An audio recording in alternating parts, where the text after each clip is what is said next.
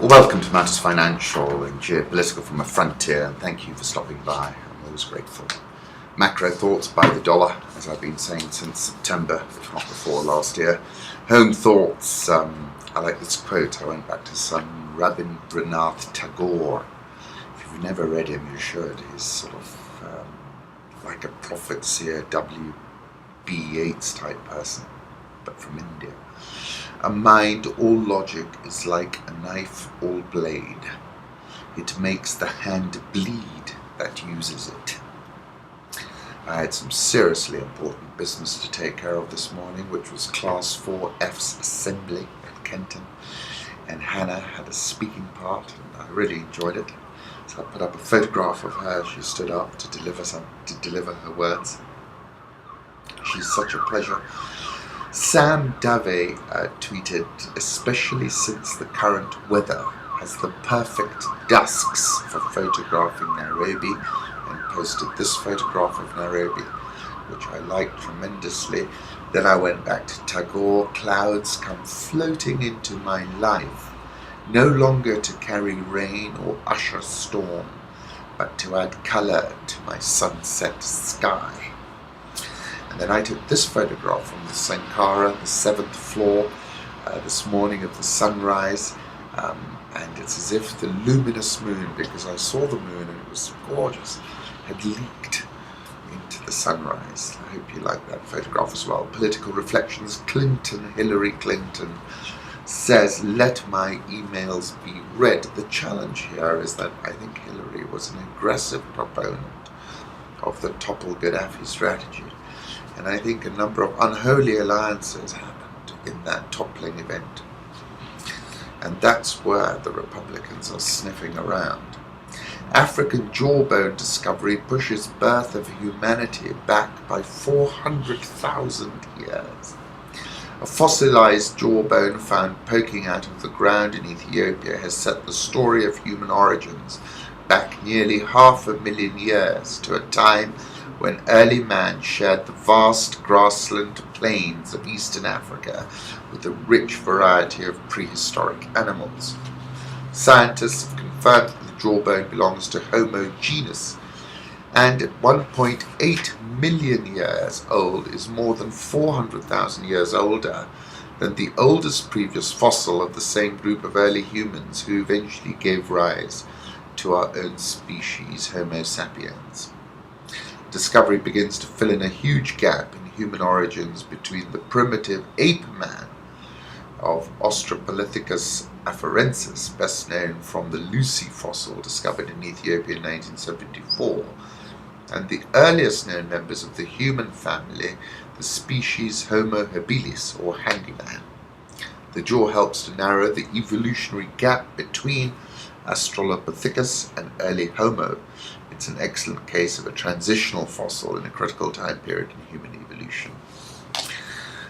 Reuters has a story, alien abduction stolen by Russia. MH370 theories keep coming.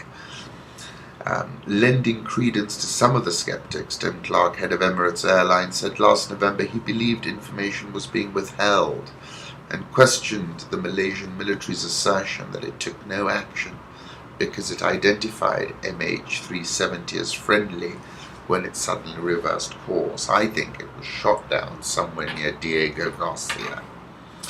Put up a photograph of Diego Garcia.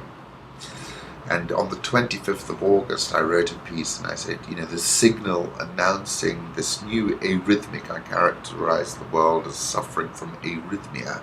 This new arrhythmic normal was the disappearance of MH370. For years he'd been studying the phenomenon of chaos, of which an arrhythmic heartbeat was a perfect example. His Excellency Johann Borgstam told me the signal announcing this new arrhythmic normal was the disappearance of MH370. Since then, planes have been falling out of the sky like flies, bit of artistic license. And the uncertainty around MH370 and MH17 is sharpened by the way the story is seemingly turned on and then off. And that took me back to Don DeLillo, who says we are not witnessing the flow of information as much as pure spectacle. or information made sacred or ritually unreadable, the small monitors of the office, home and car became a kind of idolatry here, where crowds might gather in astonishment.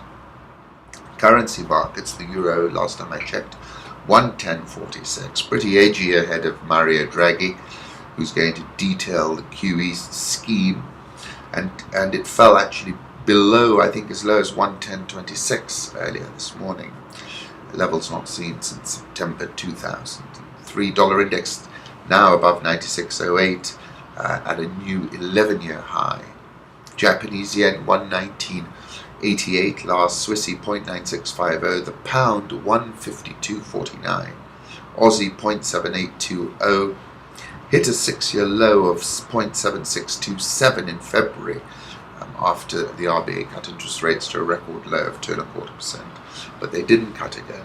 That short created quite a spike in the Aussie around that announcement. South Korean won 1100.33, the Real 297.73. They've hiked rates. I'm very bearish the Real actually.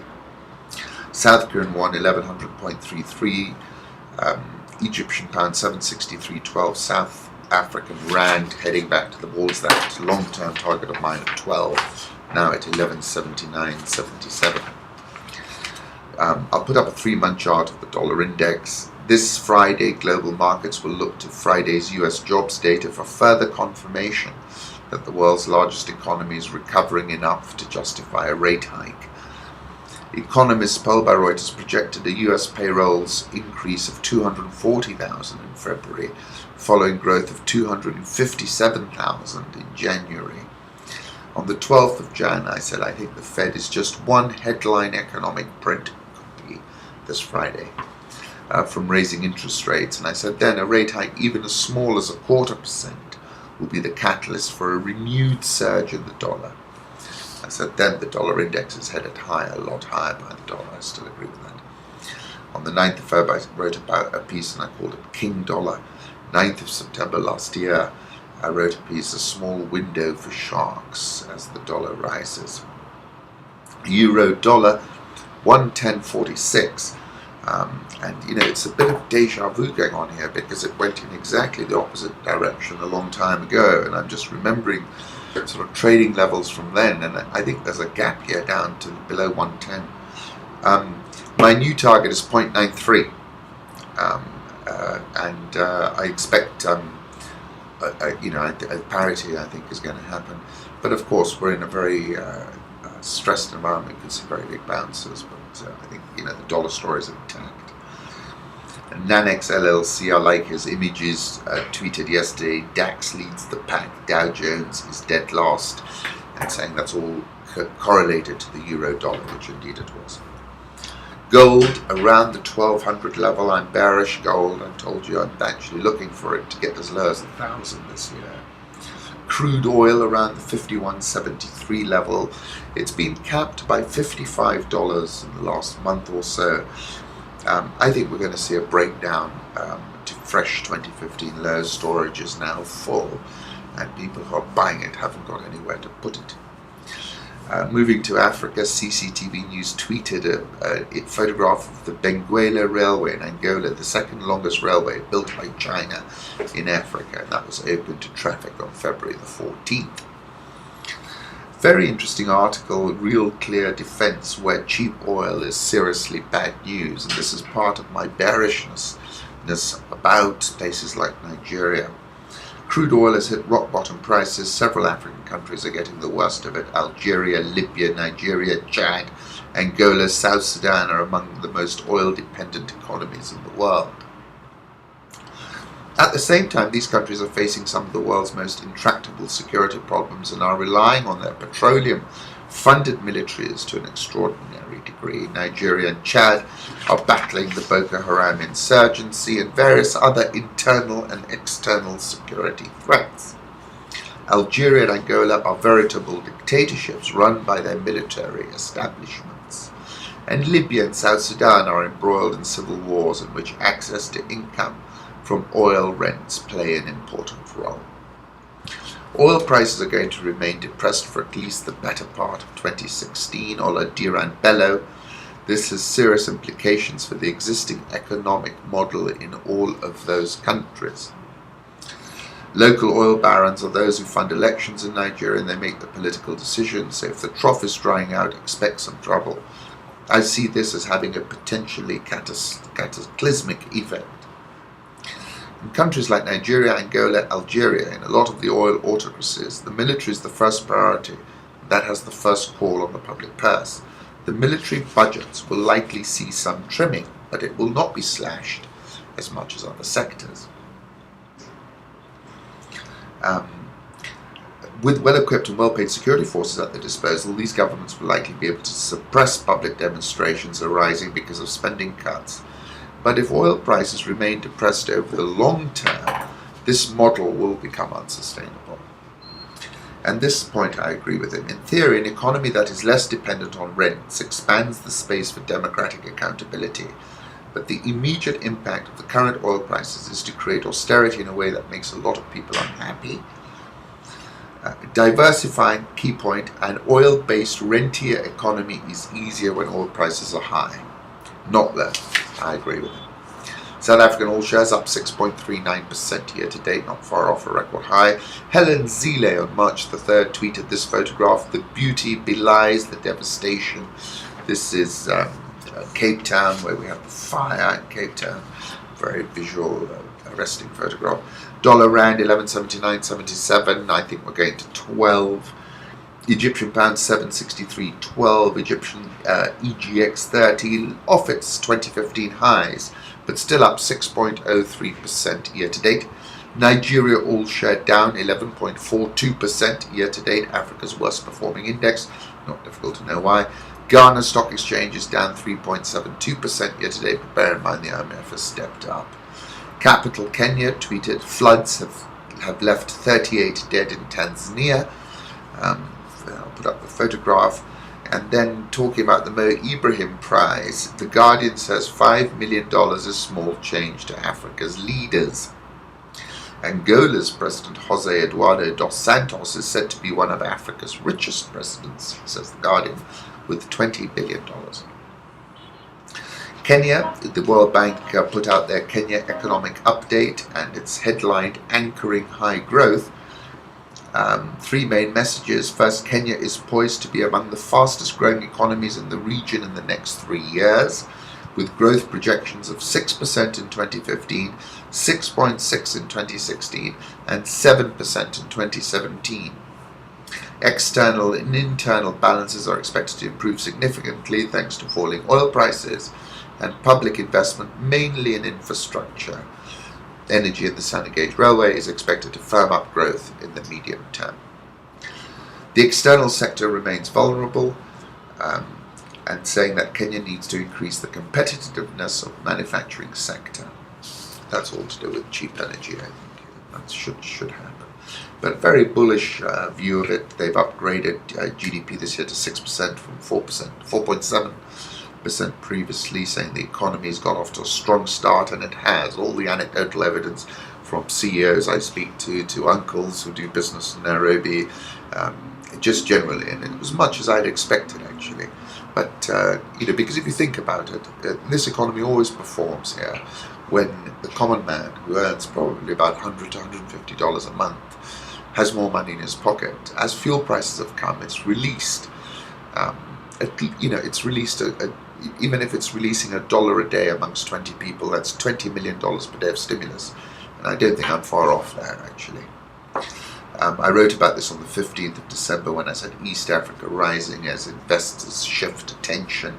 The lower oil price structure is set to translate into a further upsizing of East Africa's GDP expansion and a further downshifting of West Africa's. Charles Ireland, whom I spoke to at length after the release of his half-year results, spoke about the fuel price stimulus. I'll put that link. You can take a look at that.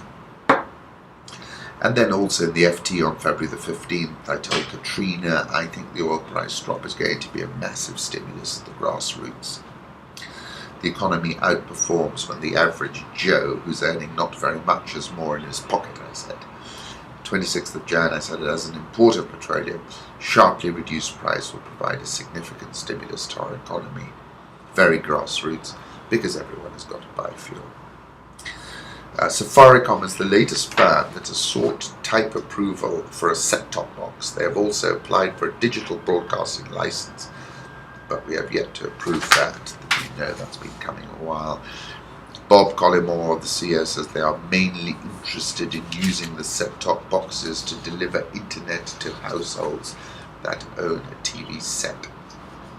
NIC Bank reported full-year profit after tax accelerated 27.163%. Customer deposits, total assets up 20.41%. Full-year loans and advances to customers up net 22.215%. So an expansive game that they were playing. Profit before tax up 24.374%. Profit after tax up 27.163%. Dividend maintained unchanged, although they played a rate loss and got an interim and a full year. This time you're just getting a full year dividend. The total payouts the same. I thought very solid results. It's now on a single digit PE of 8.91. That's cheap. And there have been persistent rumours around NIC and a potential merger with CBA. National Bank reported full year earnings. Loans and advances to customers went up pretty sharply, actually. But what was interesting here is they've approved a bonus issue and a rights issue. They spent 1.1 billion shillings retrenching 190 employees. If you strip that out, they did rather well. Looking to go into South Sudan, Ahmed Munir, who was a guest on Mindspeak and a very articulate one, says, "We are changing the wheels of a moving car." I'm still struggling to understand how the EPS has risen when the profit after tax is down.